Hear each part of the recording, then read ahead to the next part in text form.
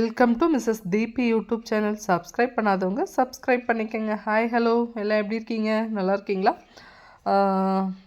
இந்த செடி வந்து நம்ம நேற்று வந்து ஒரு ஷார்ட்ஸ் போட்டிருந்தேன், ஓகேவா? இது வந்து ஃபுல் வீடியோ போடலான்னு சொல்லிட்டு, ஏன்னா அவ்வளோ விஷயங்கள் இருக்குது இந்த செடி ப்ளஸ் இந்த பழத்தில். இது வந்து பார்த்திங்கன்னா பழமாக காயான்னு பார்த்தீங்கன்னா இது வந்து காய் தான், இன்னும் பழமாகலை.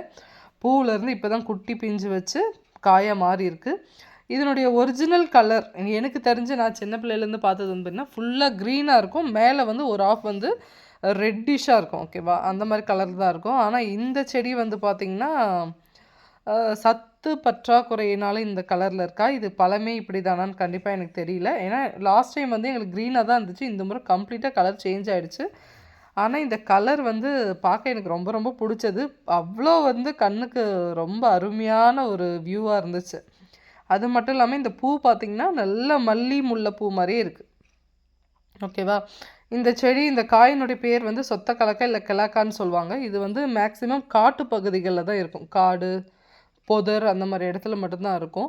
ஏன் இது அப்படி இருக்குன்னு பார்த்தீங்கன்னா வந்து இது இயற்கை வேலியாக வந்து நிலத்தை சுற்றி வைக்கிறதுக்கு ஒரு பெஸ்ட்டு வெரைட்டியாக இந்த கெலாக்கா, நெக்ஸ்ட்டு நொச்சித்தலைன்னு சொல்லுவாங்க, இந்த செடியெல்லாம் கொடுப்பாங்க. நமக்கு வந்து நம்ம 1500 செடி வாங்கினோம் இல்லையா, நம்ம தோட்டம் வச்சோம் இல்லையா, அந்த தோட்டம் வைக்கும்போது நம்மளுக்கு வந்து 10 வந்து இது கொடுத்தாங்க. இது ட்ரை பண்ணி பாருங்கள், நிலத்து ஓரம் சுற்றி வச்சு பாருங்கள். இது வழியாக உள்ளே வந்து இந்த வேறு நிலத்துலேருந்து ஆடு மாடோ இல்லை காட்டு மிருகங்களோ இது உள்ளே வந்து நுழைஞ்சு வராது. என்னென்னா இது காரணம் வந்து இது ஃபுல்லாக முள் இருக்கும், ஓகேவா? கம்ப்ளீட்டாக மரம் ஃபுல்லாக முள்ளாக இருக்கும். ஒரு லெமனில் இருக்கும்ல அந்த மாதிரி பெரிய பெரிய முள்ளாக இருக்கும்.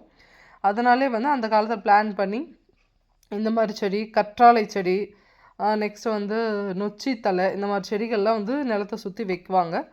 ஆனால் இந்த செடியில் என்ன மைனஸ்ன்னு பார்த்தீங்கன்னா இது ஆடு வந்து நல்லா க்ளீனாக இதனுடைய தலைகள் ஃபுல்லாக சாப்பிட்ரும், ஆனால் முள் இருக்கும், ஓகேவா?